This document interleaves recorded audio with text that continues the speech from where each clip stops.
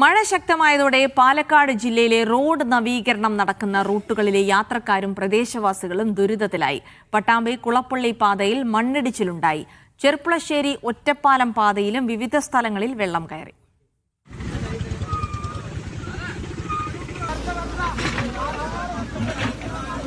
ശക്തമായ മഴയിൽ പാലക്കാട് ഗുരുവായൂർ പാതയിലെ ഓങ്ങല്ലൂരിൽ താൽക്കാലികമായി നിർമ്മിച്ച റോഡ് തകർന്നു.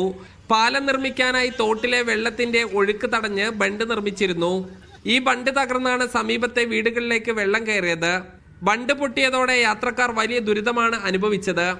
ഈ റോഡിന്റെ അശാസ്ത്രീയമായിട്ടുള്ള ഒരു പ്രവർത്തനം മാത്രമാണ് ഇത്രയും വേനൽക്കാലം ഉണ്ടായിട്ട് അവര് ഈ വർഷക്കാലത്താണ് ഇപ്പൊ ഈ റോഡ് അടച്ചിട്ട് ഇതുപോലെ ഒരു പാലം പണി എടുത്തിട്ടുള്ളത്. ആ റോഡ് അടച്ചതുകൊണ്ടാണ് ഇപ്പൊ ഇതുപോലുള്ള വെള്ളം കയറിയിട്ടുള്ളത്. അപ്പൊ എത്ര ദുരിതം അനുഭവിക്കണം. കുറച്ചും കൂടി കയറി കഴിഞ്ഞാൽ അവരുടെ വീടിന്റെ ഉള്ളിലേക്ക് കയറും. ഈ കാണുന്ന വീടൊക്കെ കട്ട ചുമര വീടുകളാണ്.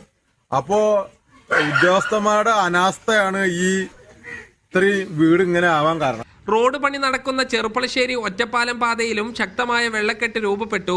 അനങ്ങനടിയിലെ വനിതാ സഹകരണ സംഘത്തിന്റെ ഓഫീസിലേക്കും സമീപത്തെ കടകളിലേക്കും വെള്ളം കയറി.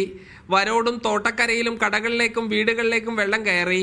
മഴവെള്ളം ഒഴുകിപ്പോകാൻ സംവിധാനം ഒരുക്കി മാത്രമേ റോഡ് പണി നടത്താവൂ എന്നാണ് നാട്ടുകാർ അഭിപ്രായപ്പെടുന്നത്.